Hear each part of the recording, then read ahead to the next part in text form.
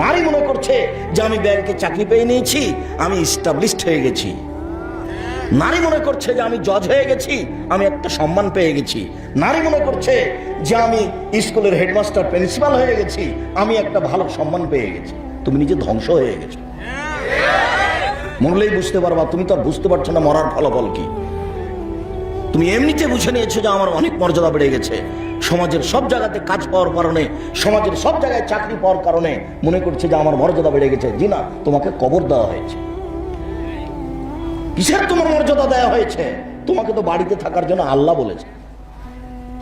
রুজির দায় দায়িত্ব তো তোমার স্বামীর হাতে দেওয়া আছে। টাকা পয়সার দায় দায়িত্ব তো তোমার স্বামীর হাতে দেওয়া আছে। ওটা আল্লাহ বলছেন, ওটা নবী বলছেন। কত আয়াত, কত হাদিস। ওদের কাজ মাঠে নাই, ওদের কাজ ঘাটে নাই, ওদের কাজ অফিস আদালতে নেই। আমি যে কথা বলেছি সেটাই চূড়ান্ত। ওদেরকে সৃষ্টি করা হয়েছে স্বামীকে শান্তির তৃপ্তি দেওয়ার জন্য।